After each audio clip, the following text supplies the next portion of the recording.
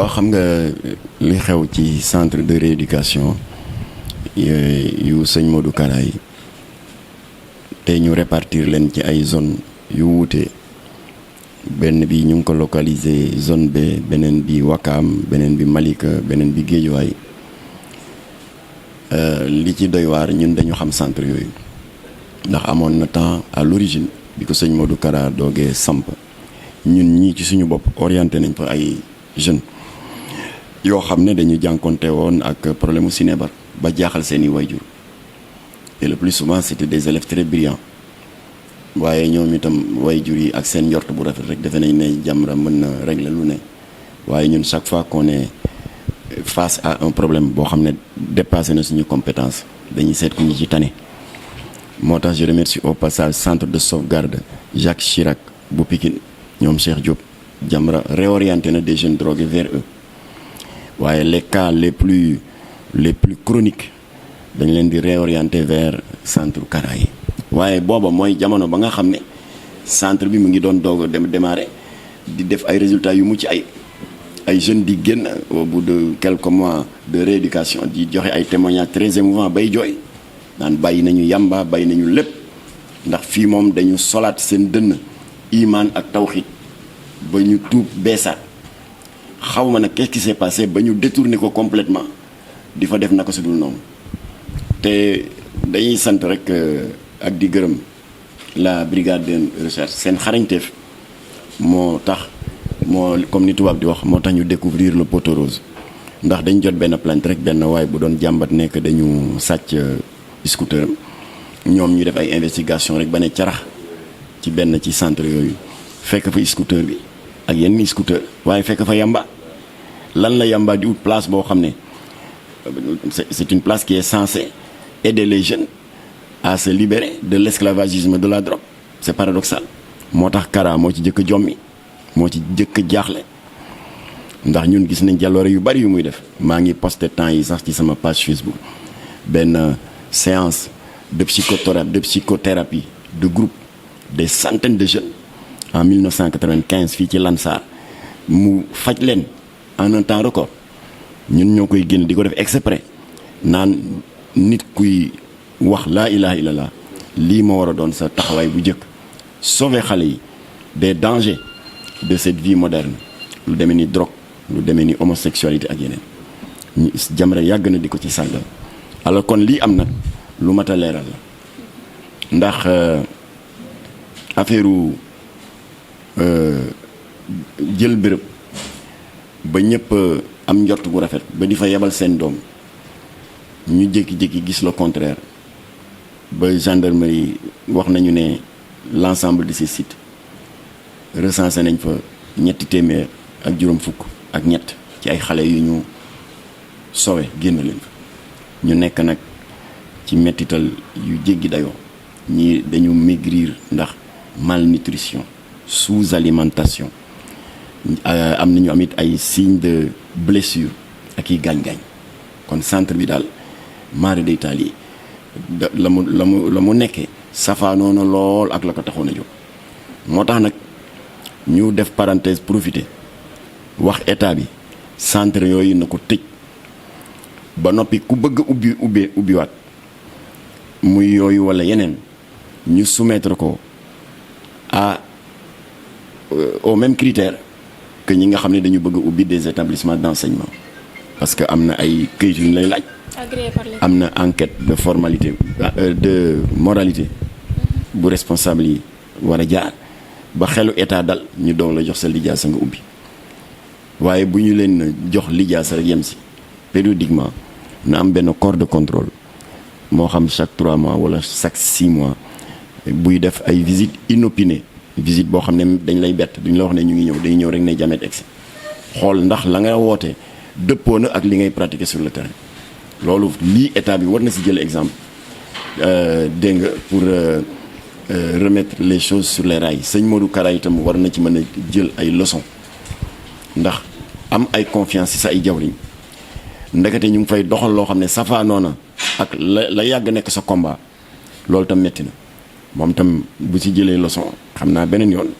centre yu mel nii dana fay def des visites wala boog mu am ses proches collaborateurs yoo xam ne dana leen mandaté chaque 6 mois wala chaque 3 mois ñu bett animateurs yi daal di fa def des visites de contrôle. voilà àdduna nag tubaab ni mu ko tënkee rek dafa ne c'est en faisant des erreurs qu'on apprend kon nag état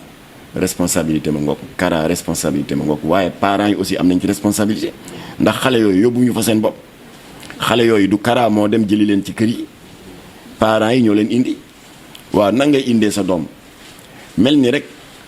kuy jëfee baat boobu ñuy wax rek ne wala dëj ko rek ne ko wala ay yaxam rek laa la laaj ndax loolu la ñuy def am na ñoo xam ne bañ fa yóbbee seen doom keroog lañ leen gëj a gis xamuñu xale yi ndax ñu ngi lekk xamuñu ndax ñu ngi naan xamuñu ndax bu ñu feebaree ñu ngay faju un abandon et une démission totale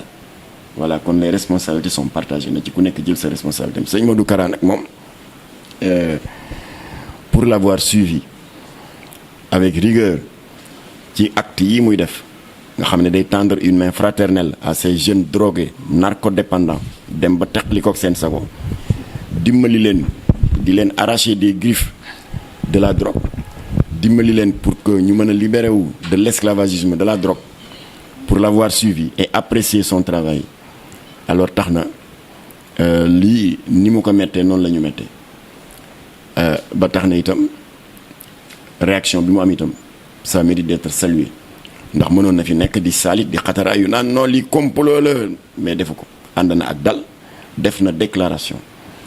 daal di exhorter ay jawriñam daal di leen jox mot d'ordre de silence absolu ne leen bu fi kenn yëkkati kàddu boo xam ne dana indi xajam-xajam ci démarche u enquêteurs yi parce que dañu ne dans un état de droit qui consacre la séparation des pouvoirs exécutif législatif judiciaire ku ci nekk la nga ŋànk ci ay sañ-sañ ki prérogative nañ la bàyyi nga doxal ko loolu Kara wax na ko et mieux 43 suspects yee ñu teg loxo am na ci ku jotoon a rëcc daw làqatu ju këram waaye ba mu ko yëgee dafa ne waa këram génne leen ko ngeen mettre ko à la disposition de la gendarmerie kon nag kooku bëgg na mu leer ñun itam am nañu intérêt pour mu leer parce que daral gënu la ñaaw ay tuut tànk ak yàlla nu mu fonkee xale nga xam ne wax na ci téereem bu tedd bi ne xale yi moomu leen yéen way jur yi dénkaane la te man jàpp naa ne yéen adultes yi ay berger ngeen ay sàmm te ku ci nekk bu ëllëgee bu ñuy régler danañ la laaj lañ la dénkoon pour nga sàmm ko noo ko sàmmee kon yàlla ko fonk xale la moom moo jëkk protéger xale alors war nañ ko leeral ndax ki teg lii xale yi war nañu identifier ñan la yoon wax ñu teg leen ko trafic de drogue ba fa am itam te Jamra dafay yàgg a xeex drogue ba moo ñu waraloon ñu dugg ci politique parce que dañu def plus de 20 ans ay marches ay séminaires ay tournées de sensibilisation dans les quartiers populaires ngir lan état bi yokk daan yi ci mbirum trafic de drogue parce que les peines étaient trop complaisantes ay 6 mois kii yu demee noonu ak même boo amee député bu xariñ tu peux t'en tirer avec 3 mois te à titre d'exemple drogue bu bon boobu ñuy wax héroïne nekk une drogue de luxe gramme bi rek 80 000 francs la gramme léegi boo góorgóorloo ba dugal fi 10 kilos 800 millions la alors nga daal di ne léegi texte Sénégal lan la ay 6 mois de prison 800 millions jar na tëdd 6 mois rëbës moo tax Sénégal était devenu la poubelle du trafic sous-régional de drogue loolu moo merloo Jamra ñu ne xaas dugg ci arène politique bi xuus ba am député ay nawle député mi jàppale ko ñu daal di tëgg la loi 2007-31 qui criminalise le délit de trafic de drogue léegi dootul ay 6 mois ak yooyu 10 ans minimum assorti d'une amende qui fait le triple de la valeur de la drogue saisie xam nga ku xeex loolu ba am loolu et je rappelle que ce n'est pas un projet de loi gouvernemental déedéet proposition individuelle de loi d'un député qui s'appelle Abdou Latif Gueye ay nawleem jàppale ko ñu criminaliser le délit de trafic de drogue alors ONG islamique Jamra dana xeex loolu ba mu officiel fajul mbirum trafic à 100% waaye désormais dafa nekk benn épée de Damoclès qui plane désormais sur la tête des narcotrafiquants ndax ku bëggati choisir la destination Sénégal di nga ne ñi ay dof lañu dégg naa 10 ans la ñuy tëjaate donc am na un effet fortement dissuasif Jamra dana am cet acquis important là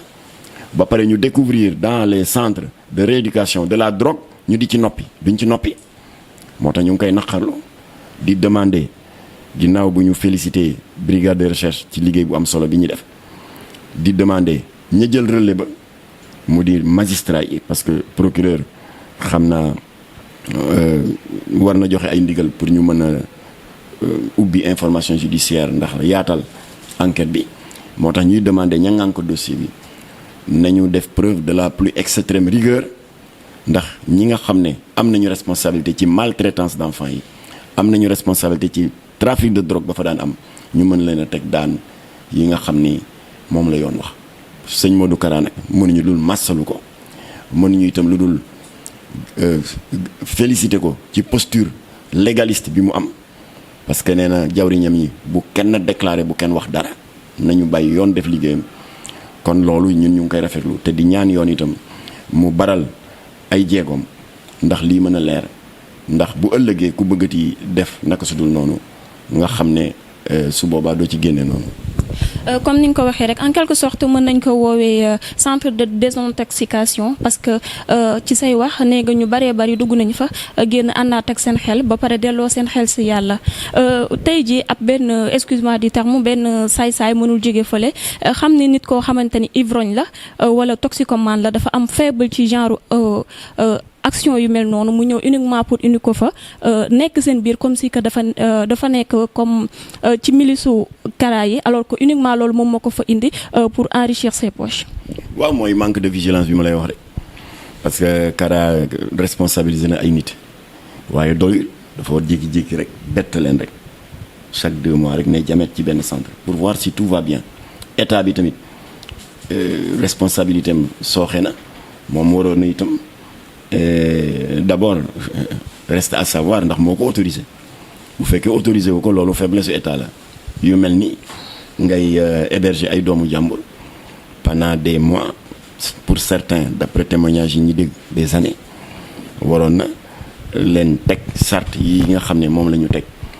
pour école privée yi surtout école privée yi am internat alors moom tamit war na bañ a yem rek ci autorisé la waaye daf ko war a précéder d'une enquête de moralité bu mu yem ci loola war na def des visites inopinées bett leen xool ndax ñii la ñu woote ne moo leen tax a jóg ndax ñu ngi koy jëfee réellement sur le terrain alors ma profiter nag corriger ce n'est pas des centres de désintoxication parce que ñun boo gisee bu ay drogué ñëwee ndax seen i waajur ak seen njort bu rafet rek defe nañu ne Jamra mën na faj lu ne alors boo gisee ñun ñu ngi leen réorienter vers deux endroits benn bi et je les remercie au passage mooy ñoom Cheikh Diop qui est le coordonnateur du centre Jacques Chirac bu Pikine donc am na ñoo xam ne man fa laa leen di orienter mais il y a des cas durs chroniques ñun dañ leen di orienter vers les centres de rééducation yu Kara waaye boobu nag c'était à l'époque où mu ngi amoon ces lettres de noblesse nekk di dox la nga xam ne moo ko taxoon a jóg mais comme ni ko ñëpp gisee cet objectif a été dévoyé détourné ay wëy yu dugg fa di fa def na ko si dul noonu voilà léegi nag lii am na ba noppi kon na ci ku nekk tirer responsabilité am rek état bi tirer ci ay enseignement pour ku bëggati ubbi lu mel nii ñu teg la charte yi ñuy teg yenn structure d'éducation yi sëñ Modou Kara itam bu fekkee daf ko bëgg ubbiwaat eh bien na organiser benn système de contrôle interne parents yi tamit nañu bàyyi ku jël sa doom dénk ko benn centre de rééducation bu ko xësee ba teg ko ci loxo sëriñ bi rek nga ne ko ay yaxam laa la laaj kenn dootul la gis voilà kon ku nekk daal am nga ci cër defe naa ku nekk ba doxalee sa cër rek incha allah centre de rééducation bu amaatee pour dimbali xale yi ñu génn ci drogue parce que loolu mooy objectif bi am naa yaakaar ne su boobaa saay-saay yi dootuñu am prox ndolo bu ñu jaar pour def fa naka su dul noonu. est-ce que tey bu ñu defee comparaison ci loo xamante ni xewoon na fi di ko ñaanalaale de passage Cheikh Béthio Thioune fa mu tëdd gënal ko fi mu jóge li nga xamante ni moom moo xewoon ba indiloon ko coowu justice tey ji muy commencé di xaw a mel ni luy répété wu waat ci côté Cheikh Modou Kara est-ce que mënuñu wax ni guides yi sont victimes de leurs disciples en quelque temps. waaw mais c'est très différent parce que xam nga bii centre de rééducation la bu am vocation dimbali xale yi ne ci ay jafe-jafe ci wàllu drogue surtout ak xale yi nga xam ne dañu të ci sàngara ak 15 ba seen parents yi jaaxle yóbbu leen fa pour ñu rééduquer leen. affaire u Cheikh Béthio c'est différent. waaw parce que y a des morts des deux côtés. waaw mais bi c'est totalement différent problème la bu am entre ses proches ay jawriñam ak yeneen i taalibe yu bëggoon ñëw forcé dugg version yu bari na ñu ne leen non ñu jàppante foofu ça n'a rien à voir avec le centre de rééducation donc conflit personnel entre responsable et talibé de seconde zone ba mu jógi ça s'est soldé par mort d'homme waaye terewul ñun à l'époque naqarlu woon nañ ko demandé woon nañu état yi tamit mu mener une enquête diligente et rigoureuse pour que les responsabilités soient situées je pense que c'était le cas ba gis nga ça a coûté cher à Cheikh Béthio parce que il s'est retrouvé derrière les barreaux ba mujj gi génnaat na dossier bi ñu doon ko bëgg a actionné waat yàlla dogal mu daal di wuyu ji boromam yàlla na ko suñu borom yërëm waaye kii c'est un centre de rééducation bari na wax naa ko sànq yi ci gën a ràññee mooy bi nekk zone B Wakaam Malika ak Guédiawaye centre yoo xam ne au début ñëpp rafetlu woon seen liggéey ñu dem ba yàgg xamuñu qu'est-ce qui se passe ay saay-saay infiltré leen di fa def naka su dul noonu voilà léegi il faut fermer les centres et reprendre tout à zéro bu fekkee Kara dafa bëgg a relancer waat centre yi ñu état bi tam imposer ay règles ñu jaar ci procédure yi responsable établissement d'enseignement privé yi jaar surtout internat yi am na ay kayit yu ñu leen di laaj ay lijaasa yu ñuy laaj encadreurs yi ba pare état bi itam diligenté enquête de moralité ba xelu état dal mu doog leen ko autoriser te état du autoriser rek yem si day am des inspections régulières yuy ñëw def visite de terrain xool ndax la nga sartante woon ak état yaa ngi koy sàmm wala déet voilà kon nag defe naa léegi il faut tout reprendre sur de nouvelles bases ndax lii am bañati fi am mukk parce que dara gënu la ñaaw xale boo xam ne dafa war a mériter suñu affection ñun waajur yi ñun adultes yi ak suñu protection ñu jàpp sàggane leen ñu nekk ci ay centre ay saay-saay di leen duma di leen maltraiter di leen gaañ yemuñu ci loolu di fa dugal yàmba voilà loolu kooku moom ñëpp ci am gêne ñëpp ci am gàcc voilà tubaab nag dama wax ne c'est en faisant des erreurs qu'on apprend kon nag ku ci nekk war nga ci jël leçon comme ni ma ko waxee tout à l'heure promoteur u centre yi di sëñ Modou Kara état bi nga xam ne dafa am un pouvoir régalien de contrôle ak parents yi fay yóbbu seen doom ku nekk na nga ci jël la nga ci moom ca responsabilité pour que buñ ko naree redémarrer waat ñu mën ko redémarrer waat sur ay bases yu sell et sur de nouvelles bases yoo xam ne ku ci nekk di nga ci gis sa bopp incha allah. société bi am nañu ci réagir ñenn ci ñoom nee nañu dafa jot état bi daal di tëj li nga xamante ni moom moo di centre milice privé yi commencé ko ci moom ci jëmmi boppam bosam parce que gis nañu suñu njiitum réew tamit amoon na ay milice privé yi veille élection présidentielle sur les 125 organisations socio-religieuses légalement reconnues au Sénégal Jamra Kott ñoo def une déclaration préalable di exiger la dissolution des milices privées.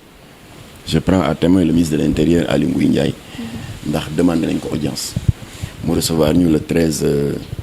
le 12 février 2019 donc avant le démarrage de la campagne électorale ba ñuy dem nag demuñu les mains vides dañu gànnaayoo woon benn texte de loi qui a toujours été violé par l'ensemble des candidats mu di la loi 78-40 du 6 juillet 1978 et qui interdit formellement toute forme, tout exercice, toute pratique de police privée. Loi bi rappelé ne itam que seuls ces corps institutionnels de sécurité yi nga xam ne ñoom ñoo nekk des dépositaires légaux de la puissance publique ñoo am droit exercer une police mu di gendarmerie police ak armée texte boobu la ñu yóbbaale woon alors si suñu waxtaan nag ginnaaw bi ma ministre bi dalalee xamal nañ ko ne daal police milice privée muy milice religieuse genre Kara sécurité ak milice politique genre Calo Bleu bu PDS genre les marrons du feu bu APR benn légalu ci bu fekkee sukkandiku nañ ci texte bi yàlla dogal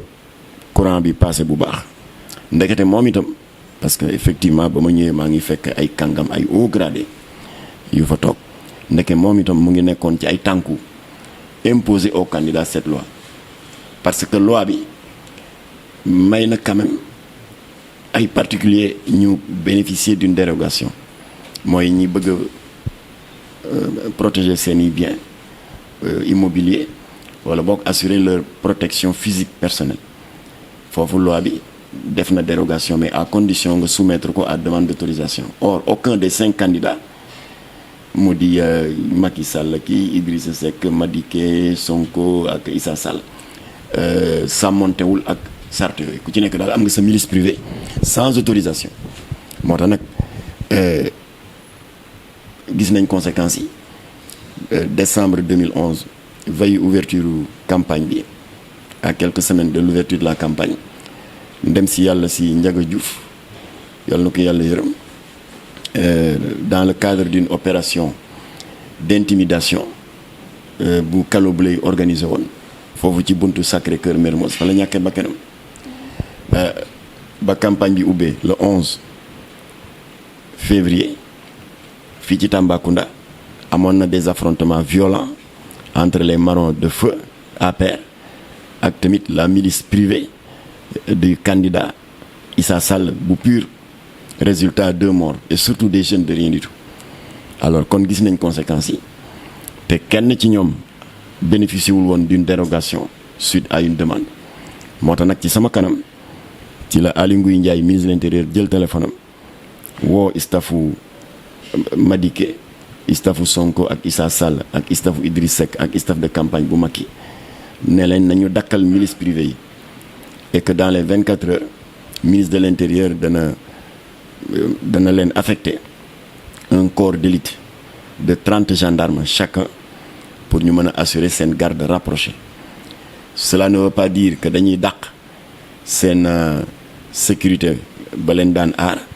dinañ leen bàyyi ñu aar leen mais à condition ñu futteeku simi seen uniforme paramilitaire à condition également ñu bañ a yore ay armes voilà kon loolu daal état bi war na di ko appliquer même en dehors des périodes de campagne électorale parce que ñi yore les centres de rééducation yi scandale bi am tey dañu bokk ci milice privée bu sëñ Modou Kara voilà kon milice yooyu état bi daf leen war a dissoudre amuñu aucune existence légale alors ba tax na ñi nga xam ne ñoo féete woon contrôle si wàllu sécurité mu di brigade de recherche à tout hasard la ñu découvrir scandale ba fa am ndax ñoom dañ jotoon benn plainte ci benn borom scooter doon def enquête ak ay investigation ba jékki à tout hasard rek ne carax ci benn ci centre yi ñee ngi naan Wakaam la ñii naan feneen la fekk fa non seulement scooter bañ doon wër fekk fa tamit yeneen scooter yu ñu sàccoon waaye li leen gën a jommal fekk nañ fa yamba mais li leen gën a jommalati encore sur l'ensemble des sites yooyu ma wax un total de 353 ay tout tànk koo ci gis doo ko xamee mu ngi mel ni squelette nekk victime d'une sous-alimentation inadmissible ñi am nañ ay gaañ-gaañ alors ba tax na ñu ngi gërëm ce corps d'élite là ci encadrement diligent bi mu def ba xale yi ñu jël leen rawale leen yóbbu leen dans des structures hospitalières pour ñu faj leen alors ba loolu amee comme que ñun dañ yàgg di xeex mbirum drogue ñu toogoon di déglu Kara voilà waaye Kara def na une déclaration comme je l'ai dit assez responsable dal di demander jawriñam yëpp bu kenn yëkkati kàddu bu kenn poser benn acte de nature à entraver la démarche des enquêteurs voilà pour moom daal yoon xës na ba mbir mi tegu ci loxoom nañu bàyyi yoon mu def liggéeyam mais encore une fois bu ñu yem ci loolu bu liy jeexee il faut que ñi ko seq yëpp def ci taxaw seetlu parents yi jël ci seen responsabilité te bàyyi di déposer seen i doom ci ay centre de rééducation ba pare wan leen ginnaaw sëñ Modou Kara jël ci ay responsabilités parce que wóolu ay nit du raison nga bàyyi leen rek ci seen sago conséquence baa ngi nii y a eu des intrusions ay saay-saay dugg fa di def naka su dul noonu état bi itam jël ci responsabilité am ku jógati di ubbeeti site yu mel nii ñu soumettre la à des enquêtes de routine ni ñu koy defee ci internat yi des établissements d'enseignement privé classique